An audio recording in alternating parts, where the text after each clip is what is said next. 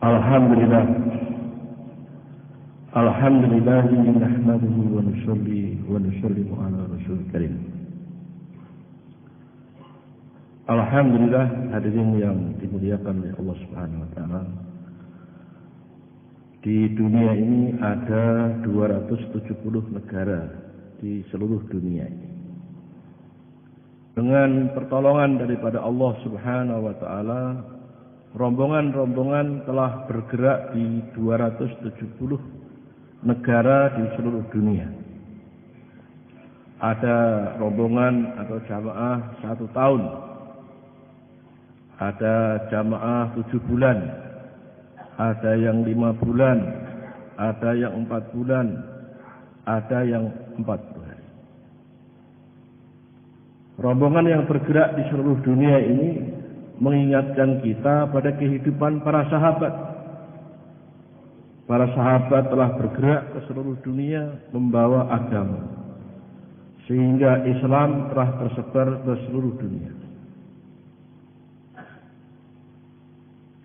Itulah kehidupan para sahabat. Maka di zaman sekarang ini, rombongan-rombongan yang bergerak di seluruh dunia mengingatkan kita kembali, supaya umat Islam kembali mengingat perjuangan para sahabat dalam mendakwahkan agama, di dalam berkorban untuk agama, di dalam membela daripada agama. Yang mana pada saat beliau mengatakan, sekarang ini dianjurkan kita ini setiap hari supaya membaca kisah-kisah para sahabat. Tiap-tiap hari, secara infiradi. Dianjurkan membaca kitab daripada Hayatus Sahabat. Inilah merupakan rujukan daripada dakwah ini untuk mengembalikan umat ini kepada kehidupan para sahabat. Maka Maulana Ilyas rahmatullahi alaih dalam Mafhudat nasihatnya, beliau mengatakan, rombongan yang bergerak di seluruh dunia ini merupakan praktek perwujudan daripada firman Allah, kuntum khaira ummatin ukhrijat linnas ta'muruna bil ma'ruf wa tanhauna 'anil munkar wa tu'minuna billah. Kamu ini sebaik-baik umat yang dikeluarkan di tengah-tengah manusia untuk amar ma'ruf, untuk kerja dakwah. Sahabat Umar radhiyallahu anhu, Hadrat Umar radhiyallahu anhu menafsirkan dari ayat ini, Allah Subhanahu wa taala tidak berfirman antum, kamu semua. Tetapi Allah Subhanahu wa taala berfirman kuntum. Jadi yang dikatakan sebaik-baik umat adalah para sahabat Nabi saja. Dan orang-orang yang mengikuti jejak langkah sahabat Nabi. Jadi rombongan yang bergerak seluruh dunia ini latihan mengikuti jejak langkah para sahabat Nabi. Baru nanti akan dikatakan sebaik-baik daripada umat ini. Inilah maksudnya jamaah bergerak di seluruh dunia. Kemudian seorang ulama di India, namanya Maulana Ubaidillah rahmatullahi alaih. Seorang ulama. Beliau bertanya kepada Maulana Ilyas rahmatullahi alaih, kalau saya ini ikut dakwah, hasilnya itu apa? Hasilnya itu apa? Ini pertanyaan seorang ulama. Maka Maulana Ilyas rahmatullahi menjawab dengan satu firman Allah Subhanahu wa taala, was-sabiqunal awwaluna minal muhajirin wal ansar walladzina tabauhum bi ihsan radhiyallahu anhum wa radwan. Orang-orang yang awal di kalangan sahabat, muhajirin dan ansar. Dan orang-orang yang mengikuti mereka dengan baik, Allah akan ridha pada mereka, mereka akan diridai oleh Allah Subhanahu wa taala. Beliau mengatakan, kalau begitu seumur hidup aku untuk dakwah. Satu ayat ini dibacakan, langsung istiqomah terus di dalam dakwah sampai beliau meninggal dunia tahun 89 di Nidan. Ini orang sejaman saya Ilyas. Ya. Satu ayat dibaca, maksud apa? Ridha Allah. Maksud adalah ridha Allah. Untuk mengikuti ridha Allah Subhanahu wa taala, untuk mendapatkan ridhanya Allah Subhanahu wa taala, mengikuti jejak langkah sahabat muhajirin. sahabat Ansor. Orang-orang yang mengikuti jejak langkahnya. Maka ini meniru. Kita keluar 4 bulan, 40 hari intikoli. Ini latihan mengikuti jejak langkah sahabat Muhajir.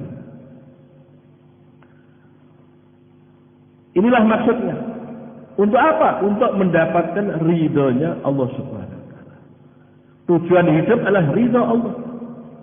Keridhaan Allah Subhanahu wa taala itulah tujuan kehidupan kita.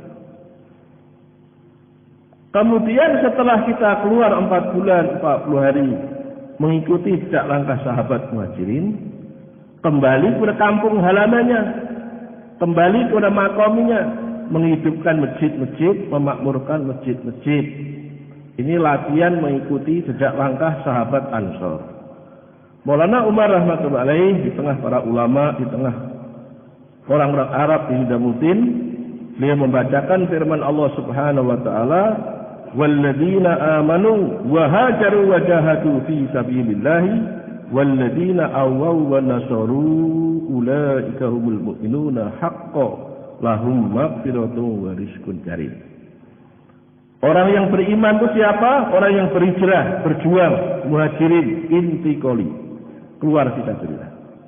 Kemudian orang-orang yang berikan tempat dan nusrah, itulah makomi, memakmurkan masjid-masjid, menjadi ansor-ansor, penolong-penolong agamanya Allah. Nusrah jamaah, memakmurkan masjid-masjid, itulah orang-orang makomi. Ya, makomi. Maka dijamin oleh Allah Subhanahu wa taala, ulaika humul mu'minuna haqqan, itulah orang yang benar-benar beriman. Kemudian Allah memberikan maghfirah, keampunan dan rezeki yang mulia. Sahabat ini manusia biasa, pernah berbuat salah, salahnya dimaafkan oleh Allah, diberi titel radhiyallahu anhum wa radhiyallahu. Untuk apa? Untuk contoh umat akhir zaman. Ya, kehidupan sahabat diabadikan dalam Al-Quran untuk contoh umat akhir zaman, supaya umat akhir zaman mengikuti jejak langkah para sahabat. Inilah maksudnya. Sebagai orang-orang Ansor, yaitu makomi, memakmurkan masjid. Ini kehidupan yang diridhai oleh Allah Subhanahu wa taala. Maka dengan kerja dakwah ini, bagaimana umat ini memiliki keyakinan sebagaimana para sahabat. Inilah maksudnya. Bagaimana untuk mendapatkan keyakinan sebagaimana para sahabat. Maulana Sa'ad dalam nasihatnya, beliau mengatakan, supaya kita dapat keyakinan seperti para sahabat, ada 3 perkara. Pertama kali, setiap hari dakwah iman yakin hari-hari. Nah, ini kita buat dakwah iman yakin hari-hari. Maka di mahalah kita perlu dakwah iman yakin hari-hari. Di rumah kita perlu dakwah iman yakin hari-hari. Waktu keluar di jalan Allah perlu dakwah iman yakin hari-hari. Yang kedua, mujahadah. Karena fitrah dakwah mujahadah. Yang ketiga, doa menangis kepada Allah supaya Allah Subhanahu wa taala menyempurnakan iman kita, yakin kita. 3 perkara itu untuk memasukkan iman. Iman dibicarakan. Caranya bagaimana? Memasukkan iman dalam hati.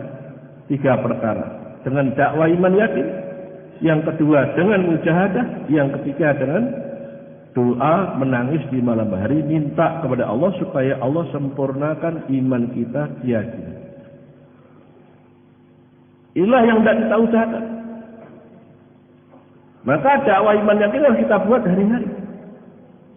Man amara bil ma'ruf wa nahaa 'anil munkar fa huwa halifatullahi fi ardihi wa halifatu rasulihi wa halifatu kitabih. Barang siapa yang senantiasa amar ma'ruf nahi 'anil munkar, buat kerja dakwah, mengajak manusia taat kepada Allah dengan cara ini penting, dengan cara memakmurkan masjid-masjid. Ini cara ini penting, dengan dakwah, dengan cara memakmurkan masjid-masjid. Inilah dakwah dengan tertib kenabian. dengan cara memakmurkan masjid-masjid. Maka dia ini akan dijadikan khalifahnya Allah di buminya Allah. Maknanya dalam diri seseorang Allah Subhanahu wa taala akan memberikan sifat takwa, sifat tawadu, sifat qanaah, merasa cukup, sifat istighna, merasa kaya, sehingga tidak perlu melirik harta benda orang lain. Melirik saja tidak, apalagi kepingin. Itu sifat. Ya. Allah Subhanahu wa taala mengabadikan dalam Al-Qur'an, itulah sifat para sahabat. Sifat para sahabat diabadikan dalam Al-Qur'an, itulah sifat itsar. Wa yu'thiruna 'ala anfusihim walau kana bihim khasasah. Mereka lebih mengutamakan saudara muslim yang lain lebih daripada dirinya sendiri walaupun dalam keadaan penderitaan dan kesusahan. Maksudnya fikir umat, peduli pada umat, mencintai umat, khidmat kepada umat, berkorban untuk umat, peduli kepada umat, memikirkan umat. Itulah kehidupan para sahabat. Mencintai umat, berkhidmat untuk umat, korban untuk umat, mendoakan untuk umat. Doa untuk umat. Ini hari yang mulia yang tidak kita usahakan. Inilah sifat. Sifat ini akan didapatkan bila kita buat kerja dakwah iman yakin dengan cara memakmurkan masjid-masjid. Ya, cara memakmurkan masjid-masjid. Ini perkara yang sangat-sangat penting. Sehingga bertambah hari bertambah dekatnya kita kepada Allah Subhanahu wa taala. Barang siapa memperbaiki hubungannya dengan Allah, Allah akan perbaiki hubungan sesama manusia. Ya. Kalau hubungan kita tambah dekat kepada Allah, keadaan manusia umat akan diperbaiki oleh Allah Subhanahu wa taala. Ini maksudnya. Sehingga ukuran kita menjalankan agama bertambah hari bertambah dekat kepada Allah. Bertambah hari bertambah cinta kepada Allah. Bertambah hari bertambah rindu kepada Allah Subhanahu wa taala. Sehingga tidak terkesan oleh keadaan-keadaan dan suasana-suasana. Itu dai, itu orang yang beriman. Ya. Satu jamaah keluar 4 bulan di jalan Allah, keluar ke Irian, pulang membawa burung nuri. Nah, ini terkesan dengan burung. Ya. Satu jamaah keluar ke Kalimantan Tengah, pulang bawa tongkat dari hutan belantara Kalimantan Tengah. Ini keluar terkesan dengan apa? Tongkat. Ya. Ada orang yang keluar memberi pelana kuda karena senangannya kuda. Terkesan dengan pelana kuda. Ada orang keluar beli klakson mobil. Nah, terkesan dengan klakson mobil. Jadi ini maksud kita keluar di jalan Allah bukan pada benda-benda. Bagaimana kenal kepada Allah, dekat kepada Allah, rindu kepada Allah, cinta hanya kepada Allah, kenal kepada Allah. Itulah maksudnya. Tidak terkesan oleh keadaan-keadaan dan suasana-suasana. Itu dai, itulah maksudnya keluar. Seorang ulama bertanya kepada Maulana Ilyas rahmatullahi alaih, Maulana, orang sudah tua kok suruh keluar 4 bulan. Bisanya itu apa? Orang sudah tua-tua begitu keluar 4 bulan itu bisanya apa? Maka Maulana Ilyas rahmatullah menjawab, orang sudah tua keluar 4 bulan di jalan Allah, jauhlah khususi, jauhlah umumi, tersandung batu, mengucap ya Allah, ini sudah berhasil. Ini doanya sudah makbul. Itulah maksudnya. Keluar di jalan Allah, jauhlah khususi, jauhlah umi, kesandung batu, aduh, belum berhasil. Ya. Ini maksud. Bagaimana doa makbul? Itulah maksudnya. Kenal kepada Allah, merasa dilihat oleh Allah, diawasi oleh Allah. Inilah maksud. Ya. Yang dilupakan oleh umat Islam. Jadi ini yang maksud bagaimana doa makbul, doa bisa menyelesaikan masalah. Ini maksudnya. Maka harus dilatih. Keluar lagi dan lagi untuk melatih. Supaya kita hanya terkesan dengan Allah. Terkesan dengan Allah Subhanahu wa Ta'ala. Tidak terkesan dengan keadaan suasana di dunia. Tidak terkesan dengan makhluk. Tidak terkesan dengan benda-benda dunia. Seorang ulama memberitahu pada santrinya, mau saya tunjukkan dunia. Iya Pak Kiai. Maka santrinya diajak ke tempat sampah. Loh Pak Kiai, kalau diajak ke tempat sampah bagaimana? Iya, dunia ini berakhir di tempat sampah. Dunia ini berakhir di tempat sampah. Maka ketika tsunami di Aceh, bagaimana kota Banda Aceh jadi sampah? Sampah hotel mewah, sampah rumah mewah, sampah supermarket mewah, sampah mobil mewah, sampah manusia, sampah binatang. Kota Banda Aceh dari tempat sampah. Baru teringat jamaah, oh benar kata Pak Kiai. Ya, dunia itu adalah sampah. Ya. Fitrah manusia terkesan itu fitrah normal. Manusia terkesan dengan benda-benda dunia itu normal. Tapi harus ingat, jangan sampai terkesan terus-menerus. Itu nanti berakhir di mana? Sampah. Akhirnya kesan tertarik itu jadi hilang. Sehingga orang beriman tidak tertarik dengan benda-benda dunia. Demikian juga Hadrasi ketika akan mengirimkan jamaah ke Amerika. Maka diberikan nasihat, nanti kalau kamu sampai di Amerika, di kota New York, kamu terkesan dengan bangunan-bangunan yang mewah dan tinggi. Kamu harus berpikir, itu bangunan sebelumnya apa? Tanah. Nanti kembali dari apa? Tanah. Maka kesan tertarik itu jadi hilang. Itu nasihatnya Hadrasi. Normal, tapi harus berpikir. Berakhir di mana? Tempat sampah. Kemudian Pak Kiai memberitahu pada santrinya lagi, mau saya tunjukkan raja-raja di dunia ini. Ya Pak Kiai.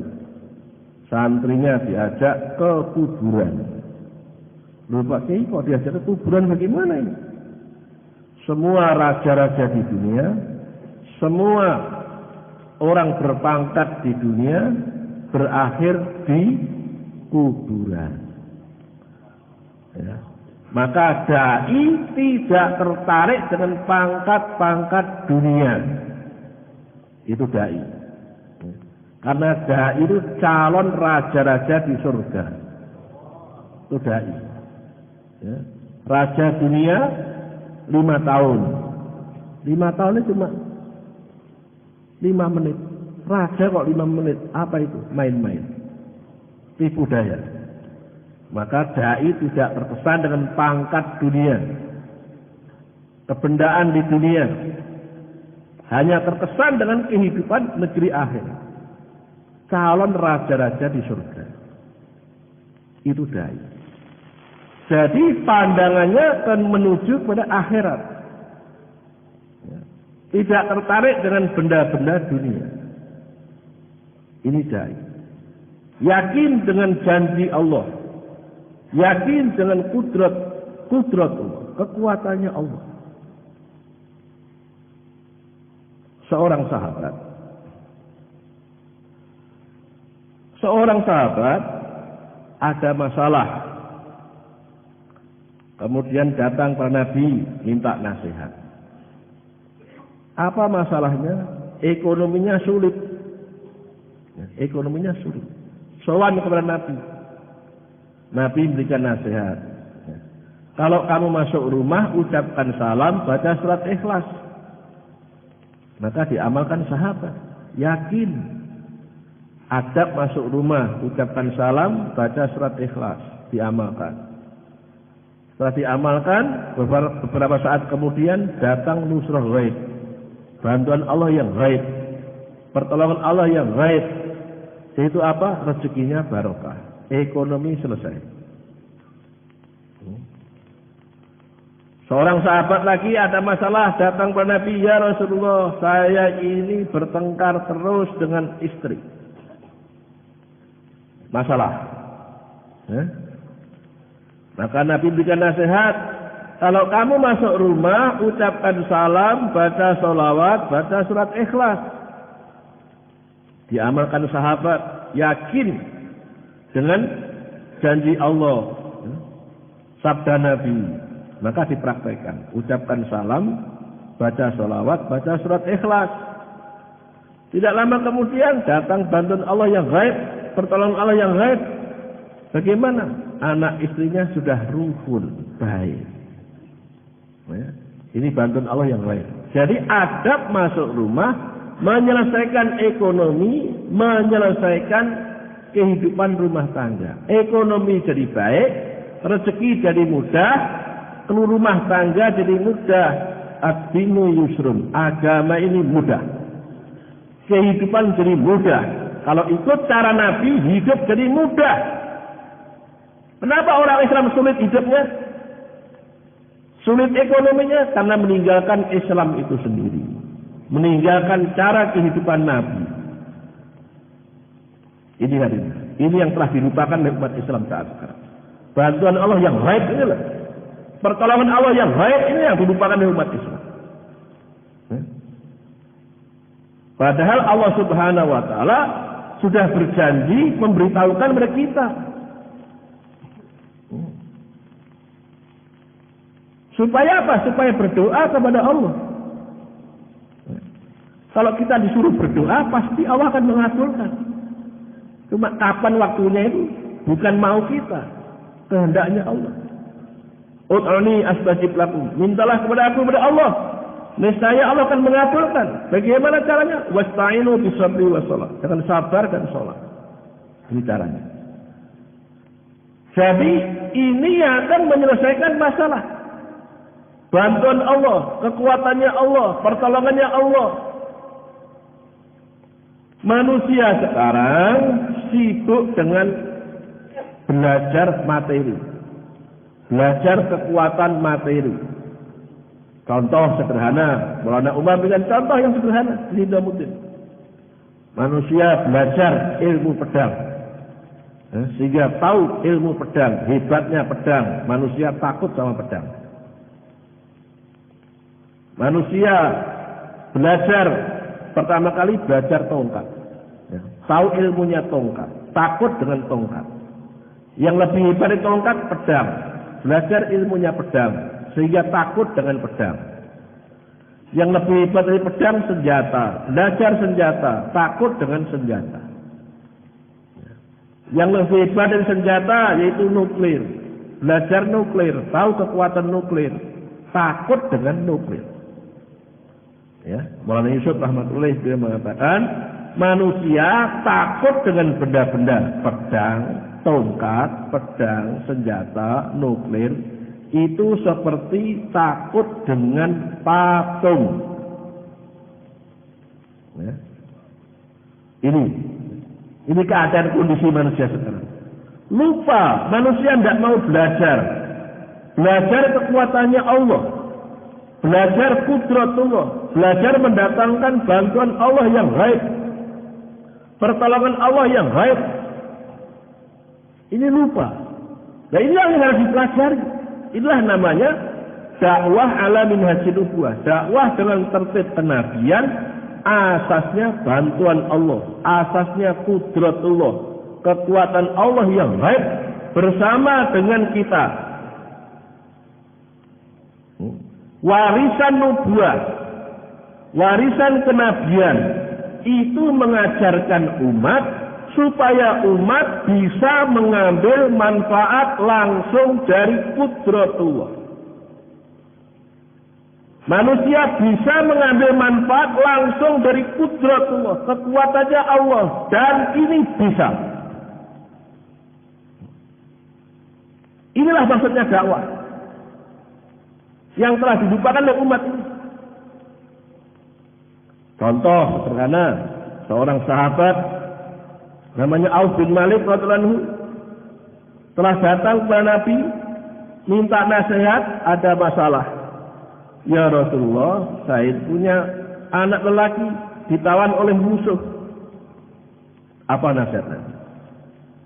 Kamu adalah tawajuh pada Allah, harap pada Allah, minta tolong kepada Allah. Kemudian kamu pagi dan sore banyak-banyak membaca la haula wala quwwata illa billahil aliyyil azim. Dibaca sebanyak-banyaknya pagi sore la haula wala quwwata illa billahil aliyyil azim. Tidak ada daya kekuatan kecuali hanya dari Allah. Dikerjakan. Maka nasihat Nabi dikerjakan oleh sahabat tadi. Tidak lama kemudian ketika diamalkan, anaknya yang ditawan di kampung halaman musuh yang menjaga, yang mengepungnya. Musuh-musuh yang menjaga, mengepung itu tiba-tiba tertidur semuanya. Kemudian tiba-tiba tali yang mengikat tangannya, tali yang mengikat kakinya lepas dengan kudrat. Talinya lepas dengan kudrat. Kemudian pemuda itu menaiki ontanya musuh. Ontanya musuh dinaiki, dipacu menuju ke Madinah. Begitu onta itu lari dari kampung halaman musuh menuju ke Madinah. Ketika onta telah keluar dari kampung halaman musuh, tiba-tiba semua kambing-kambing musuh ikut sama dia semua. Dalam riwayat yang lain dikatakan tiba-tiba semua unta-unta musuh ikut sama dia semua. Dalam riwayat yang lain dikatakan jumlahnya 2000 ekor. Terus ikut sampai ke Madinah. Begitu sampai di Madinah, pemuda ini jadi bingung, bagaimana ini? Sekian banyak kambing dan unta ikut sama dia, bagaimana ini? Akhirnya dia lapor kepada Nabi, bagaimana ya Rasulullah ini? Bagaimana ini? Bagaimana ini?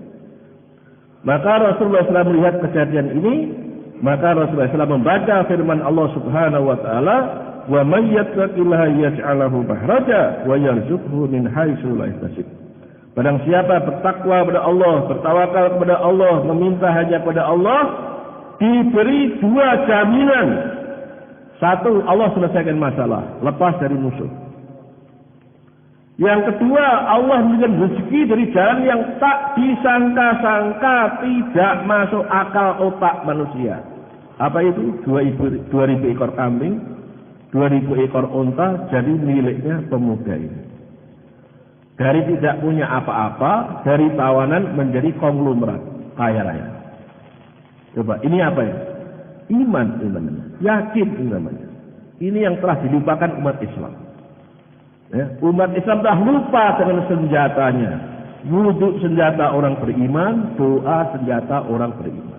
Ini yang dilupakan umat Islam. Ya. Bagaimana wudhu senjata orang beriman? Wudhu itu sudah mendatangkan rezeki. Doa itu mendatangkan rezeki. Ya. Ini yang dilupakan oleh umat Islam. Nah, kita dakwah ini belajar perkara ini. Belajar iman, belajar yakin. Melalui amalnya Rasulullah SAW. Dengan amal Rasulullah SAW, maka keyakinan akan bertambah. Yakin akan bertambah. Melalui amal daripada Rasulullah SAW. Bagaimana dengan dakwah bisa mengambil manfaat langsung dari qudratullah. Dari bantuan Allah yang baik. Dari pertolongan Allah yang baik. Syekh Abdul Wahab memberikan contoh yang sederhana. Barang siapa selepas maghrib dan selepas subuh. Selepas maghrib dan selepas subuh. Membaca surat Ikhlas, Falaq, Nas 3 kali. Ya. Maka Allah akan mudahkan segala urusan-urusan dia. Membaca surat Ikhlas, Falaq, Nas 3 kali. Selepas maghrib dan selepas subuh infil. Ini akan menyelesaikan masalah. Bukan uang menyelesaikan masalah. Bukan. Uang tidak bisa menyelesaikan masalah. Amal Rasul yang menyelesaikan masalah. Contoh sederhana, habis maghrib, habis subuh, membaca surat Ikhlas, Falaq, Nas 3 kali. Ini akan menyelesaikan masalah. Contoh lagi, Syekh Abdul Wahab menganjurkan supaya kita banyak istighfar. La ilaha illa anta subhanaka inni kuntu minadz dzalimin. Dibaca 300 kali sampai 1000 kali. Ini yang akan menyelesaikan masalah. Masalah akan selesai. Allah akan hilangkan segala kesusahan-kesusahan kita dalam kehidupan sehari-hari. Segala kesusahan akan dihilangkan. Akan dimudahkan segala urusan-urusan. Amal ini menyelesaikan masalah. Syekh Abdul Wahab berpesan lagi supaya kita setiap hari baca doa Allahumma inna naj'aluka fi nuhurihim wa na'udzubika min syururihim 100 kali hari-hari. Maka Allah akan hancurkan semua bentuk kebatilan-kebatilan di permukaan dunia ini dan ahlul batil akan datang kepada ahlul haq. Ya. Ini cara menghapus kebatilan. Tanda perwujudan benci dengan kebatilan, dakwah dihidupkan, amal masjid dihidupkan, doa amal ini dibaca hari-hari. Ya, ini Syekh Abdul Wahab berpesan yang akan menyelesaikan masalah-masalah. Beliau berpesan lagi, barang siapa setiap hari membaca surat Ikhlas, barang siapa setiap hari membaca surat Ikhlas 200 kali, akan dijamin oleh Allah.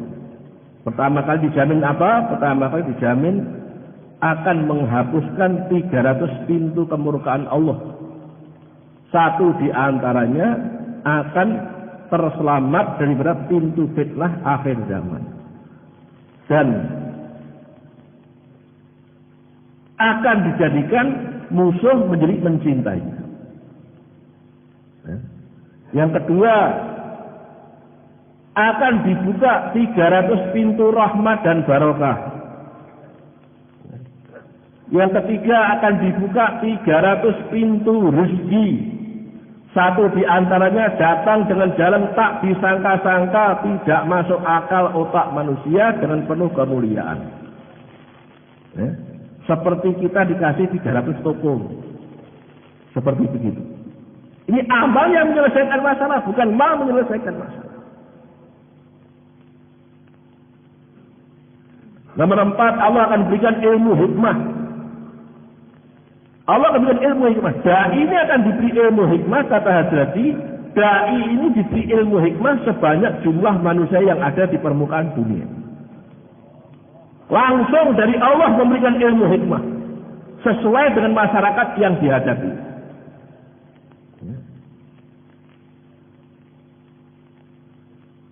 Yang kelima, akan diberi fadilah 2000 sholat nafil. Yang keenam, akan diberi fadilah 66 kali khatam Quran. Yang nomor 7, diberi fadilah 50 tahun dosanya diampuni. Nomor 8, diberi fadilah diberi 20 istana yang besar di surga. Yang istana itu terdiri 70.000 pintu. Setiap pintu 70.000 kamar, setiap kamar 70 bidadari. Ya. Istana dan isi-isinya komplit. Ya. Nomor 9, ketika meninggal dunia 110.000 malaikat menyolatkan jenazah. Yang nomor 10, yang terakhir, dicintai oleh Allah. Ya. Jadi bacaan surat Ikhlas itu menyebut kita dicintai oleh Allah. Maknanya menyebut kita dilihat oleh Allah. Ya. Bila surat Ikhlas ini dibaca, menyebabkan kita dicintai oleh Allah, kita dilihat oleh Allah, disayangi oleh Allah. Kalau kita dilihat oleh raja bagaimana? Kalau kita dilihat oleh raja itu bagaimana? Dicintai oleh raja itu bagaimana? Pasti segala urusan kita selesai semua. Yang melihat bukan raja. Yang melihat, yang menyayangi adalah Allah Subhanahu wa Ta'ala. Raja di raja di permukaan alam semesta. Ini yang akan menyelesaikan masalah. Yakin amal yang akan menyelesaikan masalah. Ya, ini. Syekh Abdul Wahab berpesan lagi, setiap hari kita suruh baca Allahu latifun bi ibadihi yarzuqu man yasha wa huwal qawiyyul aziz. Surat Asy-Syura ayat 19. Dibaca hari-hari 80 kali, maka Allah Subhanahu wa taala akan memudahkan kita pergi ke seluruh dunia dan rezeki kita tidak pernah kering. Ya. Kita akan menyambut takazah dunia, takazah seluruh alam, dan rezeki kita tidak pernah kering. Ini jamaah yang bergerak di 270 negara di dunia ini dibekali ayat ini oleh Syekh Abdul Wahab. Ini bekalnya dari. Ya. Ini yang dilupakan oleh umat Islam. Kekuatan nusratullah ghaibiyah, bantuan Allah yang gaib akan datang yang dilupakan. Maka inilah maksudnya dakwah, mengembalikan umat Islam, menyadarkan umat Islam bahwa amal, doa, cara kehidupan Nabi ini yang mendatangkan kudrat. Bantuan Allah yang gaib. Maulana Ahmad Lat, masih kita dari Nizamuddin, waktu Juruk Udama di Temboro 2006 terakhir, Juruk Udama Indonesia 2006 terakhir di Temboro sini, di Pondok Utara sana. Nah, waktu bayan maghrib beliau menyampaikan begini. Dalam kitab Bukhari, nama-nama sahabat ahli Badar bila disebut namanya doanya makbul. Tawasul dengan amal. Dalam kitab ayat sahabat, dalam kisah sahabat di fadilah amal itu ada. Contoh ada di situ. Seorang sahabat namanya Zubair. Zubair ini seorang dermawan, dipercaya. Berpesan kepada anaknya namanya Abdullah. Wahai anakku Abdullah, nanti kalau saya mati, masih punya hutang, kamu mintalah kepada majikan saya, tuan saya. Maka betul setelah Zubair meninggal, anaknya Abdullah bertanya kepada sahabat-sahabat, siapa tuannya Zubair itu siapa? Majikannya Zubair itu siapa? Tanya sana sini, akhirnya baru paham. Anaknya Abdullah baru paham, ternyata tuannya Zubair siapa? Allah Subhanahu wa ta'ala. Maka Abdullah bin Zubair doa begini, ya Allah, Rabbnya Zubair, bayarlah hutang-hutang saya. Maka setelah doa begitu, semua hutangnya selesai semua. Ini tawasul dengan amal, nama-nama Ahlul Badar. Ya, ini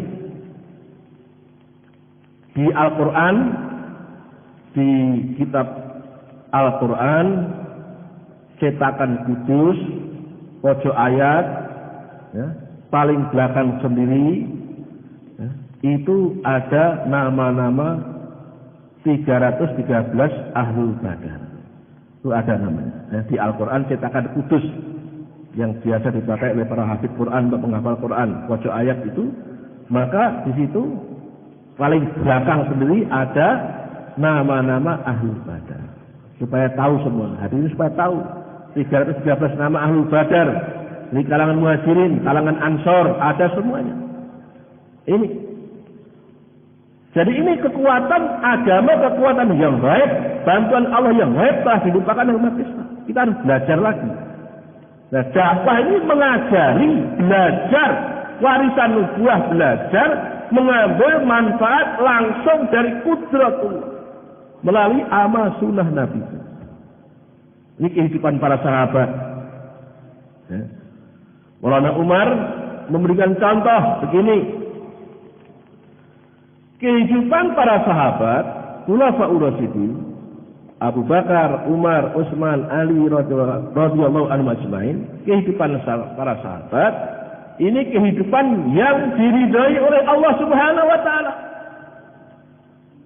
Nah, maka kata beliau, mimbarnya Rasulullah itu tangganya 3. Mimbarnya Rasulullah SAW tangganya itu 3. Mimbar pertama, Nabi khutbah di mimbar yang pertama.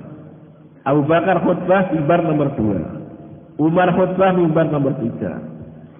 Kemudian Utsman radhiyallahu anhu ajmain para sahabat, Utsman khutbah di mimbar yang pertama lagi. Di mana Rasulullah SAW berkhutbah. Maknanya apa? Kata beliau, mimbar tangga 3 itu mengingatkan kita pada kehidupan pimpinan kita, kehidupan Nabi dan sahabat. Itu mimbar tangga 3. Itulah namanya mimbarnya orang Islam itu seperti itu. Mengingatkan kepada Nabi dan sahabat. Itu mimbarnya orang Islam itu mengingatkan kepada pimpinannya Rasulullah SAW dan sahabat-sahabat. Ya. Mimbar sekarang terbalik. Ya, karena tidak tahu sejarahnya. Ya. Mimbar sekarang terbalik. Ya. Mimbarnya Rasulullah tangganya 3. Ini maksudnya supaya kita mengikuti pimpinan Nabi dan sahabat-sahabat. Itu maksudnya. Kehidupan para sahabat, khulafaur rasyidin, itu dibagi 2. Satu kehidupan takwa, yang kedua kehidupan fatwa. Apa itu kehidupan takwa? Apa itu kehidupan fatwa? Kehidupan takwa itu kehidupan yang terbaik dalam Islam, yaitu hidup sederhana. Hidup sederhana itu kehidupan yang terbaik dalam Islam, kehidupan yang paling top dalam Islam, yang terbaik dalam Islam hidup sederhana. Ya, itu kehidupan takwa. Yang nomor 2 kehidupan fatwa. Apa itu fatwa? Fatwa yaitu batas minimum syariat Islam membolehkan. Itu fatwa. Ya. Tidak dilarang makan baik, pakaian baik, rumah baik, kendaraan baik, tidak dilarang.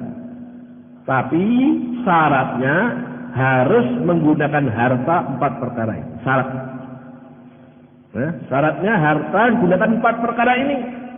Pertama kali prioritas harta digunakan dakwah menyebarkan Islam ke seluruh dunia. Ini pertama kali. Tertib menggunakan harta itu untuk dakwah menyebarkan Islam ke seluruh dunia. Nomor 1 penggunaan. Nomor 2 baru digunakan untuk ibadah. Contoh sholat, puasa, zakat, haji. Nomor 3 baru digunakan untuk akhlak. Contoh akhlak untuk hadiah, sedekah, fakir miskin, yatim, masjid, pesantren. Nomor 4 baru untuk keperluan hidup. Keperluan hidup manusia ada 5. Makan, pakaian, kendaraan, perumahan, pernikahan. Ya. Ini namanya kehidupan fatwa. Takwa dan fatwa. Kehidupan takwa itu kehidupan kedua mertua Nabi, yaitu Abu Bakar dan Umar. Kedua mertua Nabi. Ya. Abu Bakar dan Umar. Itu hidup takwa. Sederhana. Kehidupan fatwa itu kehidupan kedua menantu Nabi. Menantu Nabi, Utsman dan Ali. Nabi pernah menikahkan putrinya dengan orang yang paling kaya, paling takwa, paling zuhud, yaitu Hadrat Utsman. Demikian juga Nabi pernah menikahkan putrinya dengan orang yang paling takwa, orang yang paling takwa, orang yang paling zuhud, orang yang paling fakir, yaitu Hadrat Ali. Kata Maulana Umar, beliau mengatakan itulah keindahan Islam. Islam itu indah. Ya. Kalau bisa hidup sederhana itu yang terbaik. Kalau hidup fatwa tidak dilarang. Makan baik, rumah baik, kendaraan baik tidak dilarang. Dengan syarat harta digunakan 4 tertib. Ini namanya keindahan Islam. Ini namanya Islam itu indah. Itulah Islam. Mengatur kehidupan tertib di dunia ini. Itulah Islam. Ini Islam. Demikian juga di dalam pembagian harta, dalam pembagian ghanimah. Khalifah Abu Bakar dalam pembagian ghanimah itu mementingkan orang yang banyak kurbannya. Itu Islam. Hadrat Umar itu dalam pembagian ghanimah mementingkan orang yang punya nasab dekat dengan Rasulullah SAW. Sehingga Umar paling terakhir sendiri. Zaman Utsman mementingkan keluarga. Tiga-tiganya ini Islam. Kata Maulana Umar, tiga-tiganya ini Islam.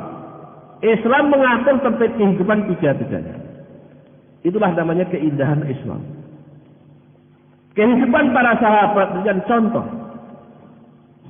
Jadi dakwah ini melatih umat supaya umat ini bisa mengambil manfaat langsung dari kudratullah. Dilatih seperti sahabat. Supaya kita memiliki sifat seperti sahabat, latihannya intikoli dan makomi. Keluar 4 bulan 40 hari. Yang kedua makomi, menghidupkan 5 amal masjid, memakmurkan masjid. Istilah murasaat, masjid sebagai tempat tarbiyah dan tazkiyah. Masjid tempat tarbiyah membentuk sifat umat seperti sahabat. Ya. Masjid ini tempat tarbiyah membentuk sifat seperti sahabat. Amal masjid, amal hak itu tetap, tidak ada perubahan apa-apa. Amal pasar, dunia teknologi itu berubah-berubah, inovasi tiada henti. Itu dunia teknologi. Ya. Maka digambarkan oleh beliau, perkara hak itu seperti tanaman. Tanaman itu bertambah, tapi pelan-pelan. Ya. Tanaman itu tanah yang sama, air yang sama, sengatan matahari yang sama, kedinginan malam yang sama. Ya. Tanah yang sama, air yang sama, ya. Kedinginan malam yang sama, sengatan matahari yang sama. Bertahun-tahun diulang-ulang, akhirnya tanaman itu besar, akhirnya berbuah. Buah itu kalau masih muda pahit. Buah masih muda pahit, kepanasan, kedinginan, terus berulang-ulang, akhirnya buah itu besar dan manis. Manisnya buah itulah namanya ikhlas. Jadi mendapatkan sifat ikhlas itu bertahun-tahun amal yang sama. Kedinginan malam, sengatan matahari, kedinginan malam, sengatan matahari.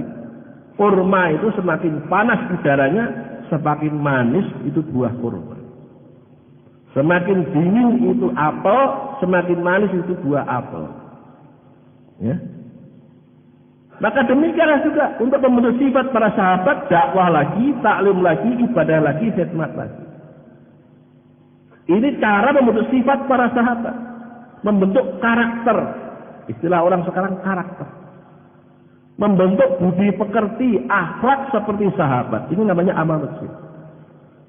Maka masjid tempat tarbiyah dan tazkiyah, masjid Nabawi tempat membentuk sifat kehidupan para sahabat.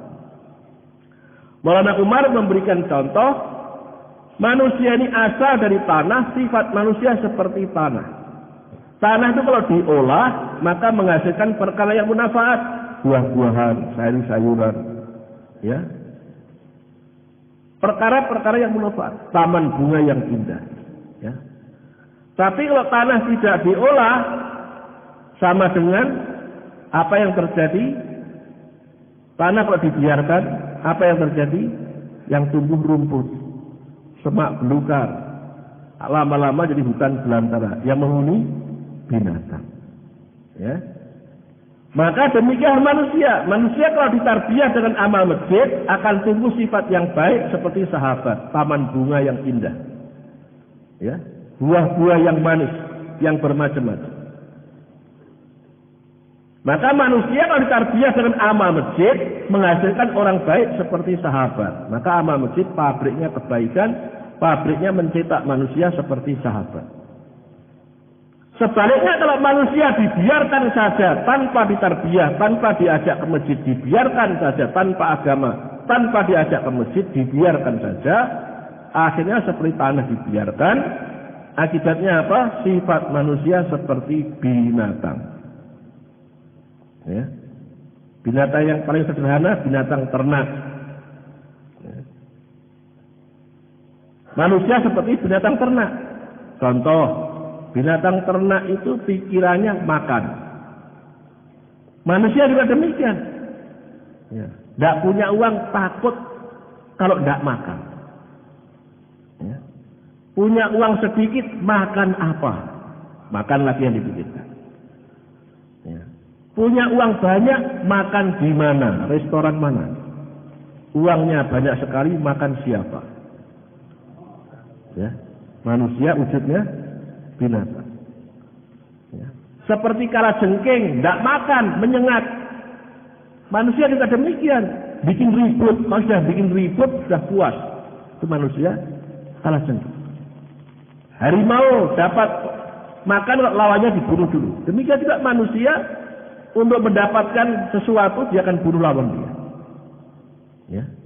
Umur 17 sampai umur 40 seperti kuda, kerja keras mengumpulkan dunia. Umur 40 sampai umur 60 seperti segawon, anjing. Anjing itu kalau dapat makan gimana? Coba perhatikan, anjing dapat tulang gimana? Bertengkar satu dengan yang lain. Demikian juga manusia untuk mencari dunia bertengkar satu dengan yang lain.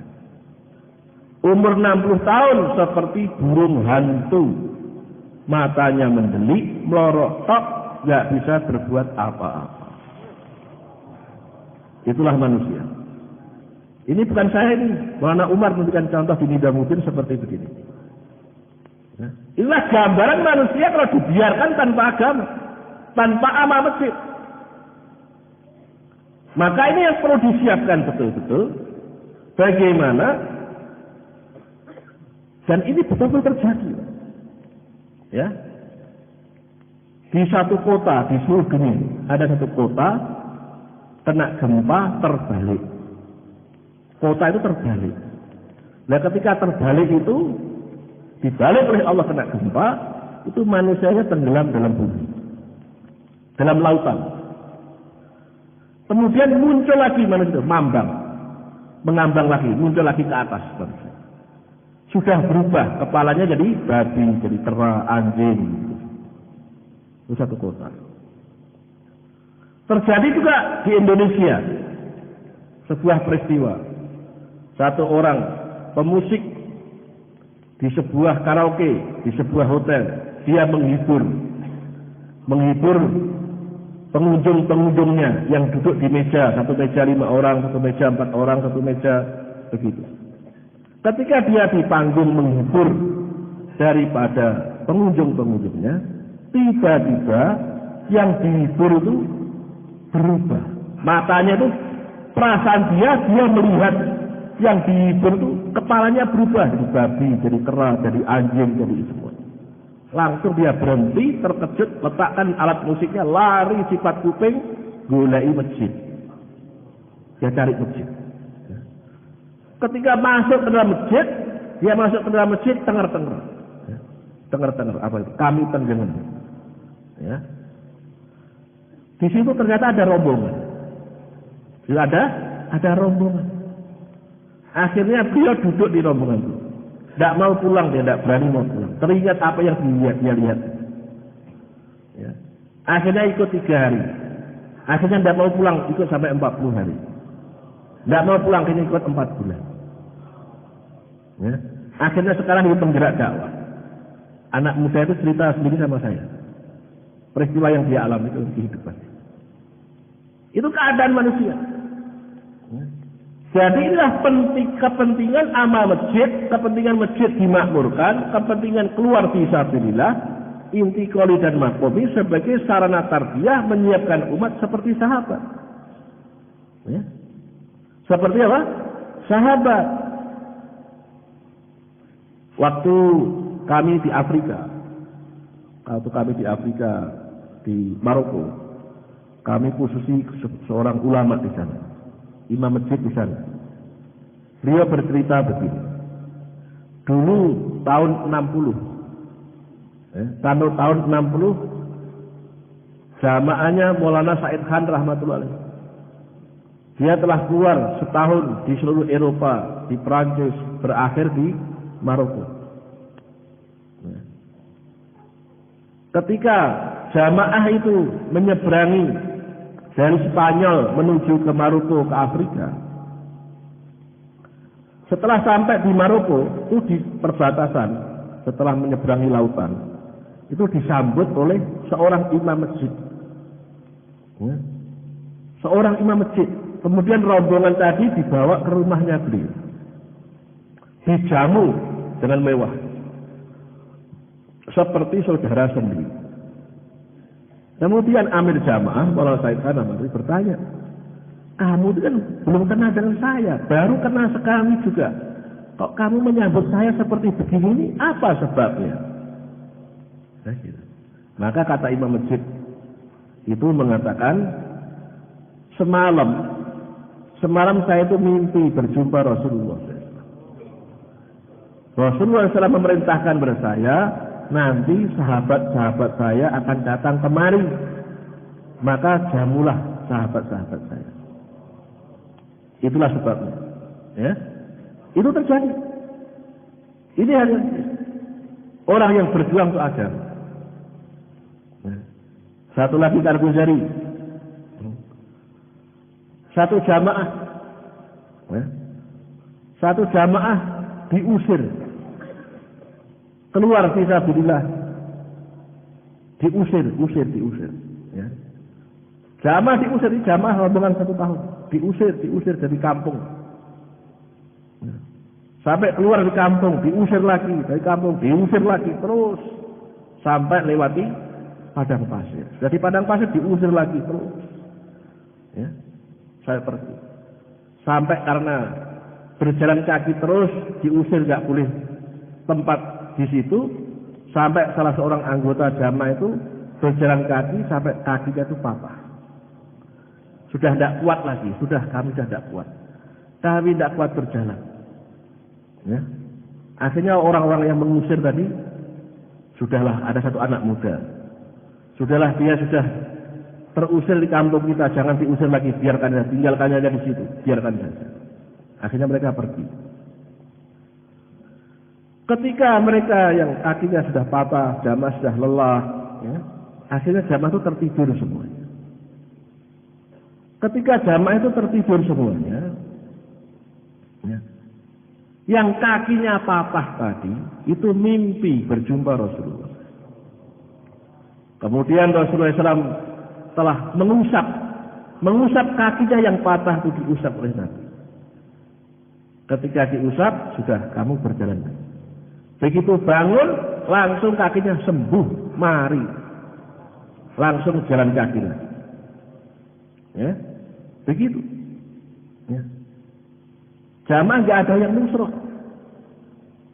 Kemudian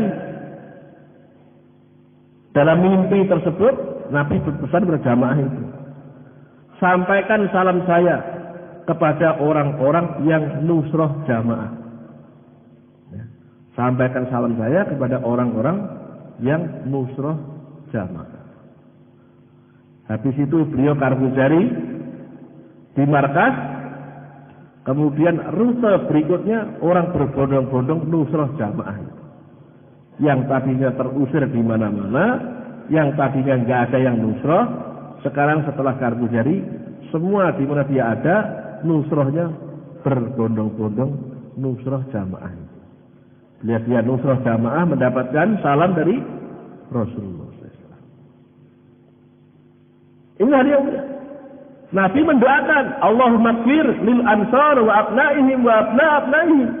Ya Allah, ampunlah orang Ansar, anaknya dan cucu-cucunya. Ya.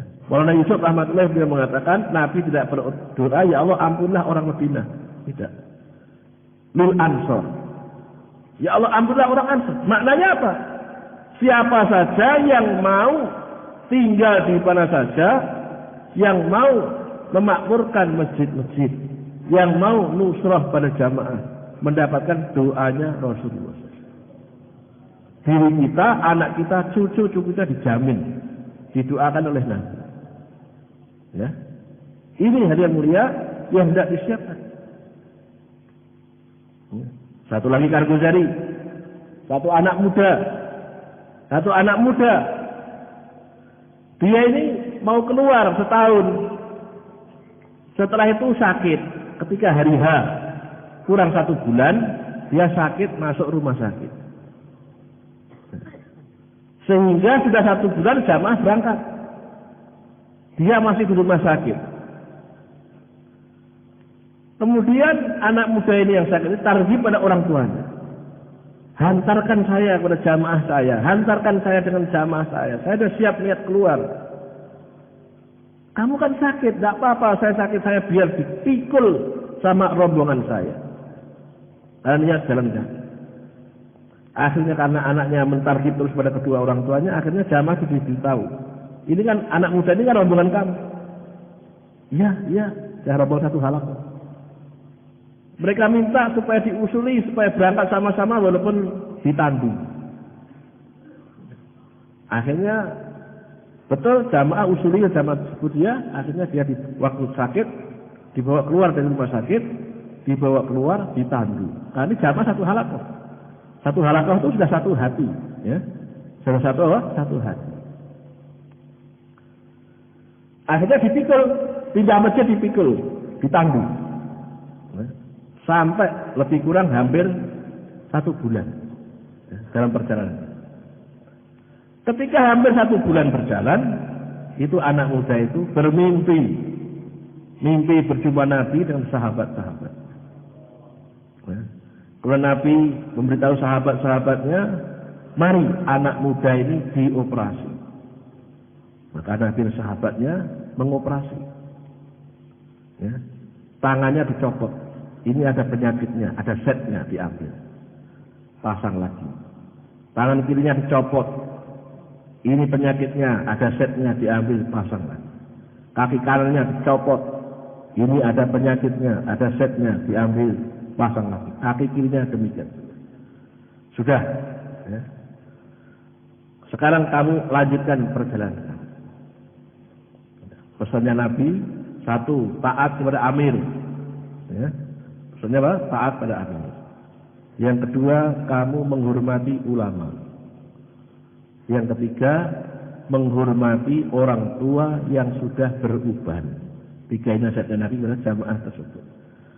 Begitu bangun langsung sembuh kakinya, jalan kaki sampai selesai setahun. Ya. Jadi ini jamaah-jamaah yang dicintai oleh Nabi. Jamaah-jamaah jalan kaki, rombongan-rombongan jalan kaki. Itulah jamaah-jamaah yang dicintai oleh Rasulullah. Maka kita harus lihat sungguh-sungguh masing-masing halakoh harus berhasil membentuk jamaah jalan kaki. Semua insyaallah. Dalam istimewa ini nanti masing-masing halakoh harus betul-betul menyiapkan jamaah jalan kaki. Baik 40 hari jalan kaki atau 4 bulan jalan kaki. Ini kepentingan asas kerja dakwah jalan kaki. Jalan kaki untuk membentuk sifat kualitas umat seperti sahabat. Ini jalan kaki. Satu kartu jari di Afrika. Jamaah jalan kaki. Melewati Afrika. Itu mobil-mobil berhenti semuanya. Ada apa ini mobil kok berhenti semuanya? Panjang sekali. Setelah sampai depan ternyata apa? Polisi-polisi menjaganya. Ada apa ini? Ternyata ada seekor ular yang besar melintas di jalan. Di jalan tol Afrika. Ya. Maka polisi-polisi menghentikan. Sabar dulu. Biar ularnya lewat dulu. Biar ularnya apa? Lewat. Semua menunggu. Nah, semua mobil berjajar. Jamaah jalan kaki tidak. Biarkan kami lewat. Nah, masih ada ular ya? Tidak apa-apa, ada ular, tidak apa. Kami kan melewati ular itu. Ketika jamaah jalan kaki melewati, sudah mendekati ular tadi, tiba-tiba ularnya itu berdiri begini. Nah, ularnya berdiri begini, besar sekali. Kemudian ular ini melihat jamaah, memperhatikan apa? Jamaah dengan senyum, ularnya tersenyum. Ya, tersenyum. Kemudian sudah selesai, jamaah sudah lewat, ularnya masuk ke dalam hutan belantara. Keesokan harinya, 1 hari selepas peristiwa itu, amir jamaah itu mimpi. Ya, mimpi jumpa ular yang besar itu. Dan ular itu berbicara, kami inilah ular zaman sahabat. Karena kami mendengar berita ada sahabat-sahabatnya Rasulullah berjalan kaki di tempat ini. Maka kami keluar dari hutan ingin menyaksikan jamaah para sahabatnya Rasulullah. Ya, ini kan benar. Jadi ini perjuangan agama. Inilah namanya membela agama, menyebarkan agama, mendakwahkan agama dengan cara keluar fisabilillah. Keluar di jalan Allah 4 bulan, 40 hari. Memakmurkan masjid-masjid. Ini memelihara agama, menjaga agama. Ini caranya. Jadi ini hal yang mulia.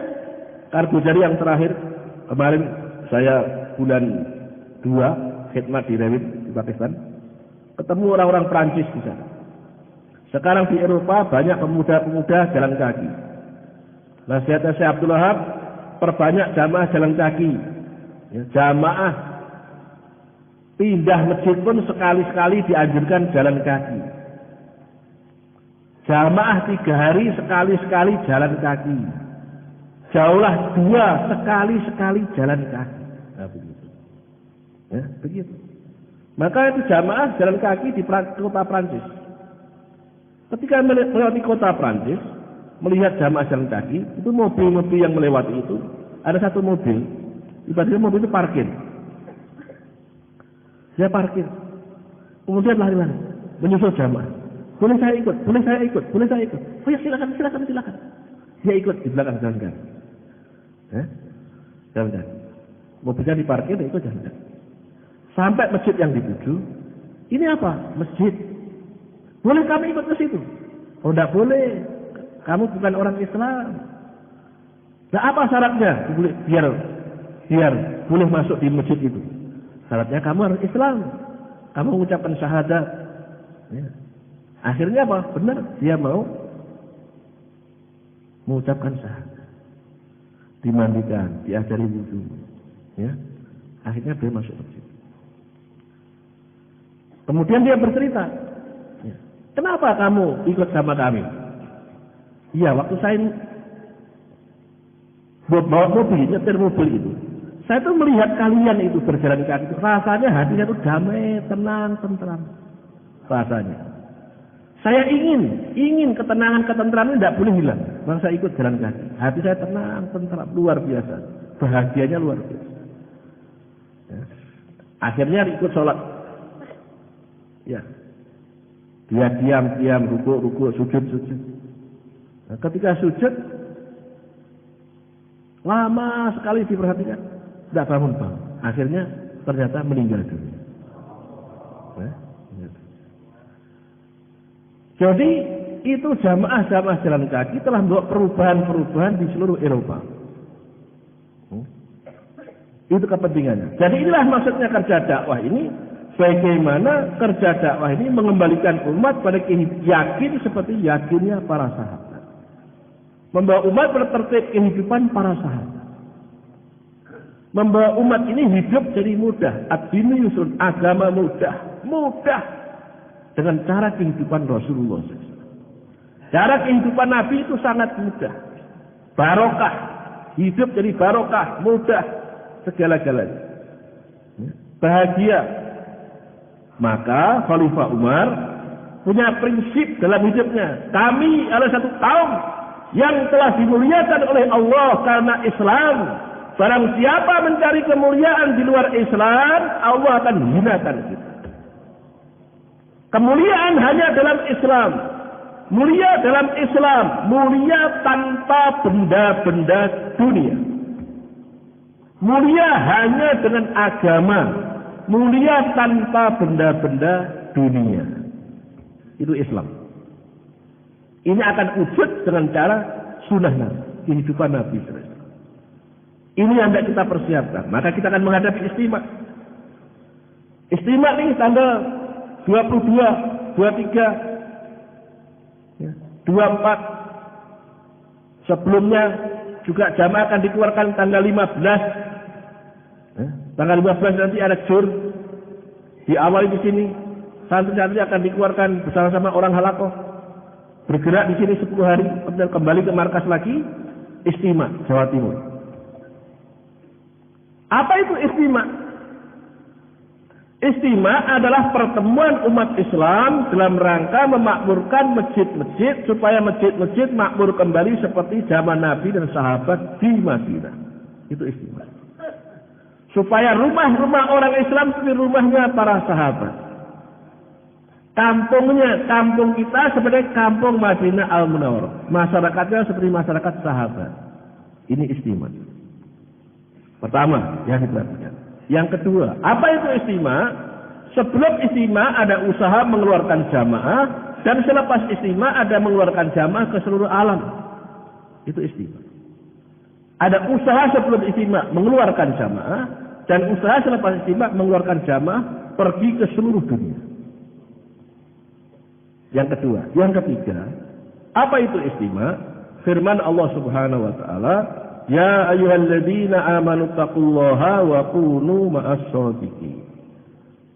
Wahai orang yang beriman, bertakwalah kepada Allah dan besertalah orang-orang yang shadiq, orang-orang yang benar, orang-orang yang lurus, bersama para ulama-ulama, bersama para sholihin, bersama orang-orang yang mendekatkan diri kepada Allah. Kitab Fadilah Tabligh bab yang nomor 7. Pentingnya berhubungan baik dengan atau bersuhbah dengan para sholihin, orang-orang soleh. Kitab Fadilah Tabligh ini istimewa. Ya, ini istimewa kita. Maka mulai dari sekarang ini istimewa kita persiapkan, semua umat Islam diundang. Semua umat Islam diundang. Ya, semua umat Islam diundang. Inilah menghadapi istimewa. Sehingga akan jadi hujan hidayah. Hidayah ke seluruh alam. Maka mulai sekarang tahajud doa istimewa. Salat 5 waktu doa istimewa. Habis selesai salat 5 waktu doa istimewa. Tahajud doa istimewa. Beritahu pada istri kita masturatnya doa istimewa. Anak-anaknya beritahu doa istimewa. Semua siap insyaallah.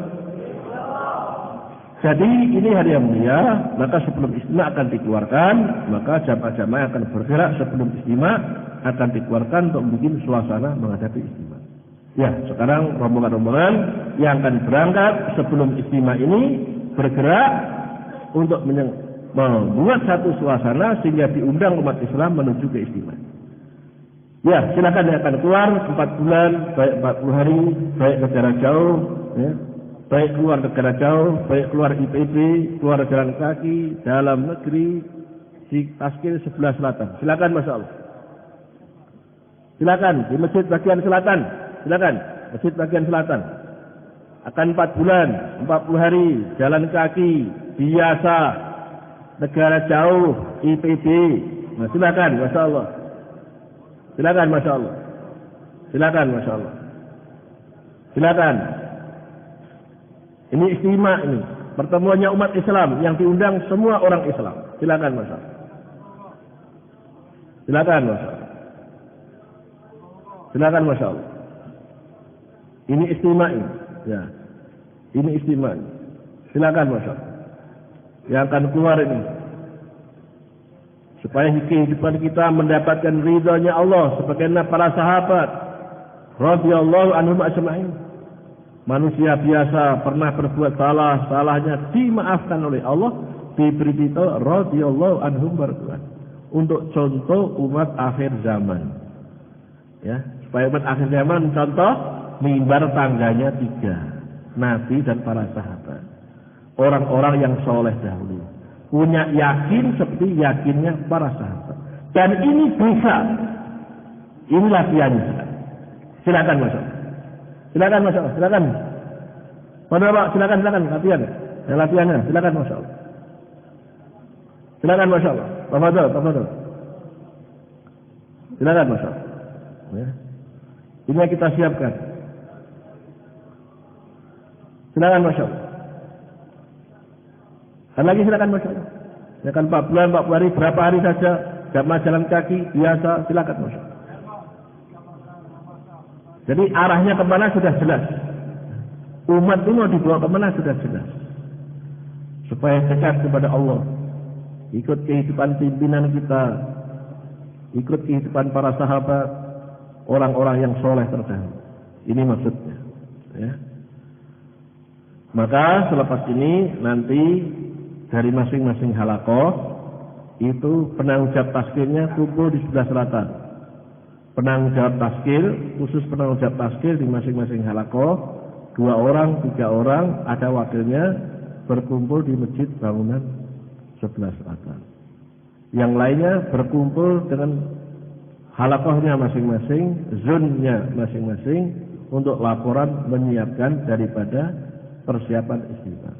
Semua sedia insyaallah? Ya, sekarang silakan berkumpul di zonnya masing-masing untuk menyiapkan laporan menghadapi istimewa. Subhanakallahumma wa bihamdika nashhadu an la ilaha illa anta nastaghfiruka wa natubu. Tafadhol, silakan Pak.